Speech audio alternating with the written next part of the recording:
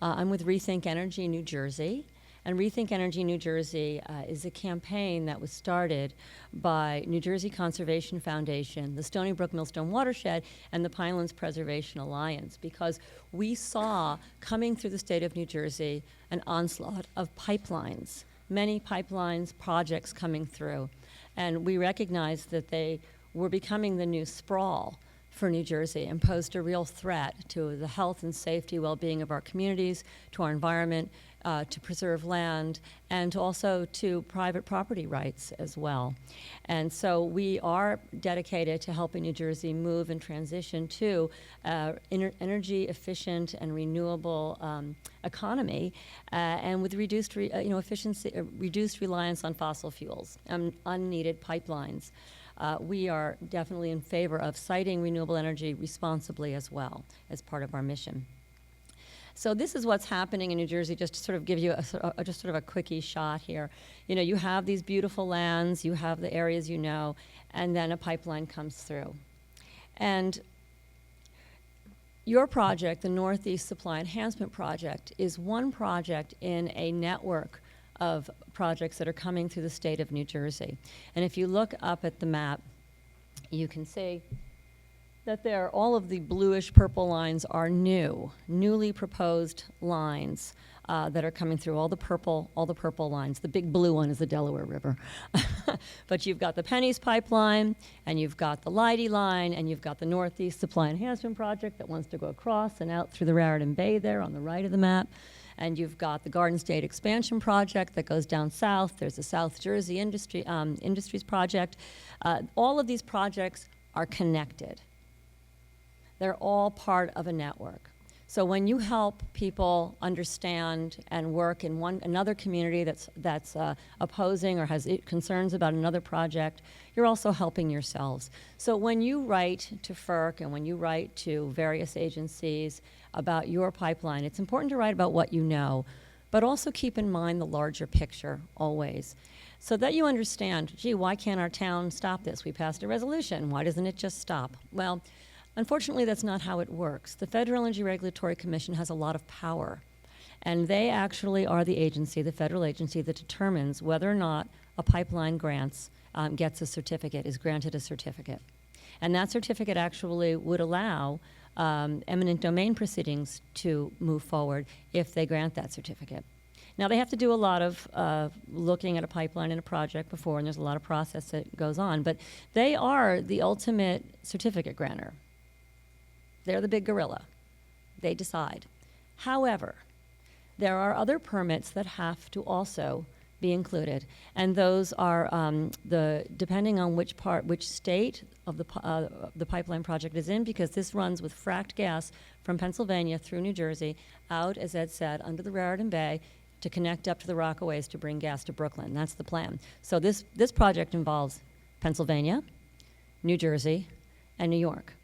And all of the various departments of environmental protection are involved in this project, and they oversee the permits and enact the federal permits, which include the Clean Water Act, the Air Quality Act, and the Coastal Zone Management Act, which in the case of this pipeline will be pertinent because of the Raritan Bay crossing. And there's another agency, the DRBC, which stands for the Delaware River Basin Commission, and they may also weigh in on this depending on what construction-wise is involved in that basin. So what we've observed is that FERC, and you've probably heard this, FERC is a rubber stamp.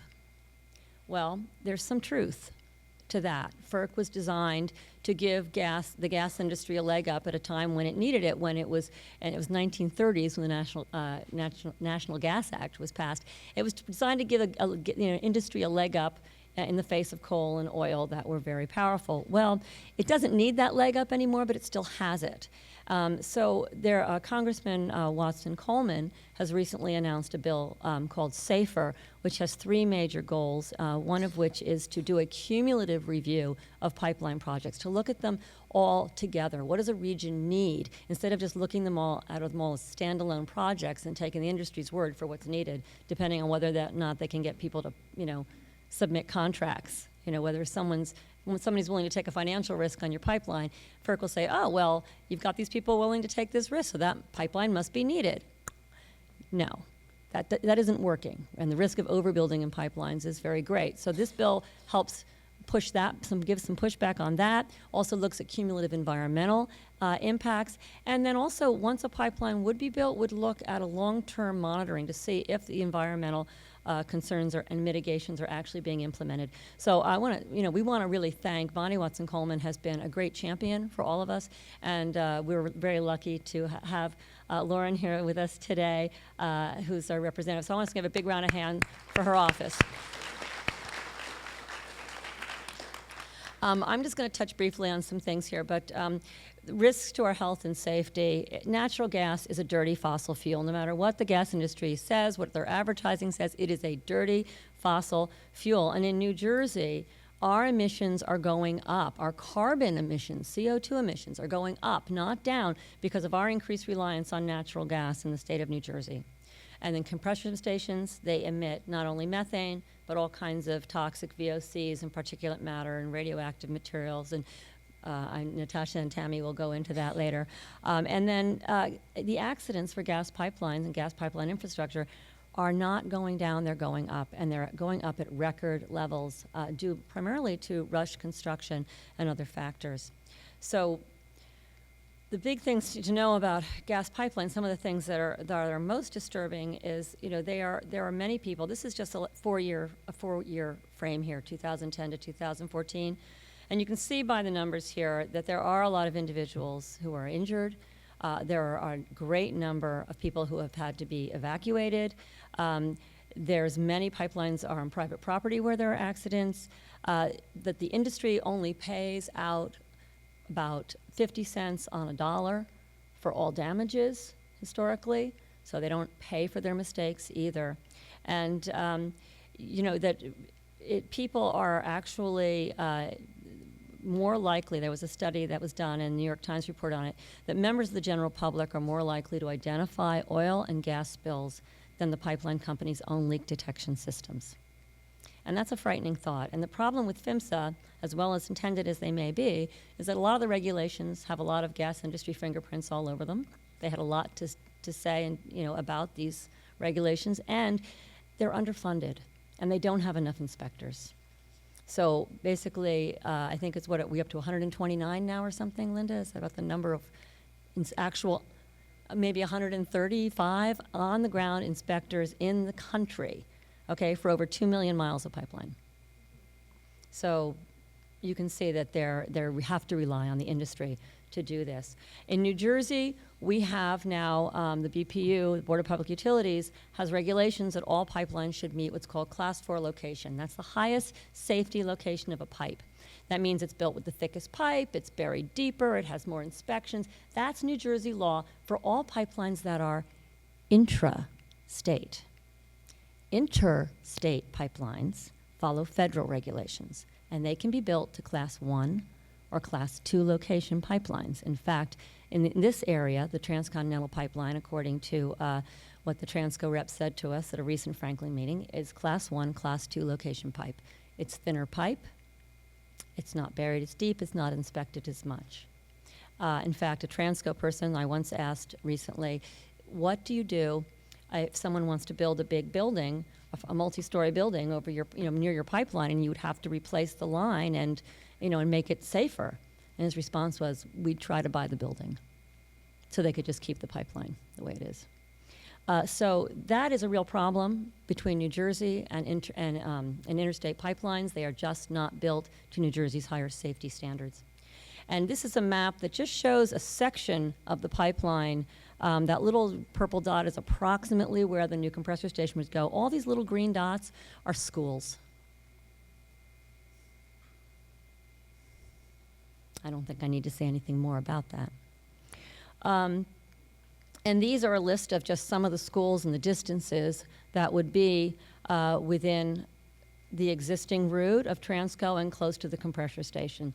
Because the reason I'm also talking about the existing route, and you can see some of these are very close, and you may all be familiar with some of them. But they're all of the ones listed here, most of them are within immediate blast zones. This is a map of the existing Transco line. The little dots are proposed pipelines, proposed compressor stations. I think we're down to 2 now. They took out 1, but this was an older map we did. This shows, these 3 lines show what happens in different blast zones. So you've got 50% mortality on the inside line in 30 seconds, 50% mortality in 60 seconds. So you still have 50% mortality. It just means you've got more time to get away. And that assumes, I think, running at like 5 miles an hour or something. It's like some ridiculous amount. And then you've got 40 seconds of blister burns in the outside one at 1,288 feet. These are the actual numbers that were computed for us from the diameter and the pressure of the existing 42-inch, 800 PSI transcontinental pipeline. So why am I talking about the transcontinental pipeline when we're talking about a compressor station? Well, what they're going to be doing is moving more volume of gas at a higher velocity through existing lines. And what we need to ask, and we need to have a lot of transparency and much more information on, is does this put New Jersey at risk? Is this a real new risk factor, a new component that we have to look at in New Jersey? They're adding a new variable, more volume, higher speed. They say they're not changing the maximal allowable operating pressure. Well, no, they're not. But over the years from the time these pipelines were built in the late 50s, and that's how old the transcontinental pipeline is, there are many of these welds that are old welds, pre-1970 welds, which are not built to the same specifications as the newer welds. They are not as strong. But they also, this pipeline also has probably, I'm guessing, didn't run at the same operating pressures in the 1950s and 60s as it's running now. So over the years, you know, we can only assume this has creeped up. We've asked Transco for this information. They haven't given it to us. However, in what raises some alarms, there was, I don't know if any of you are familiar with the big blast in May that Spectra Energy had, and that's my phone, just ignore it, that Spectra Energy had, and it was a very large blast of a similar pipeline that was an older pipeline, and they had new compression, faster gas, moving through, more volume, moving through an existing pipeline. Was that a factor? There was some corrosion they found as well. So this is a real concern, and I think it's one that the state of New Jersey needs to seriously investigate. Or do we want to be a safety canary in the coal mine here? So just a quick thing on emissions. We said natural gas is a dirty fossil fuel.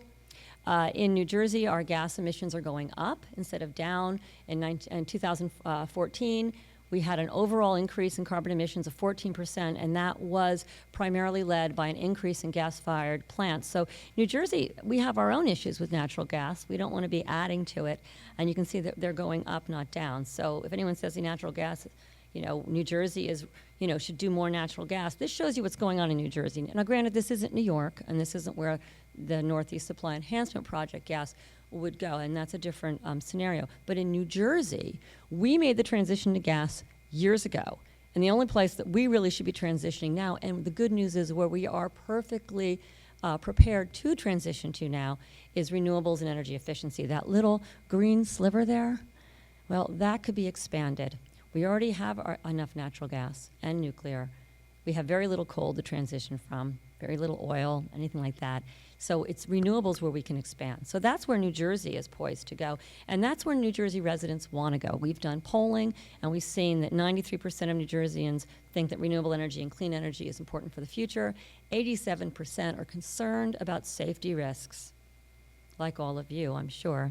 And 79% think we need to invest more in renewable energy and pipelines.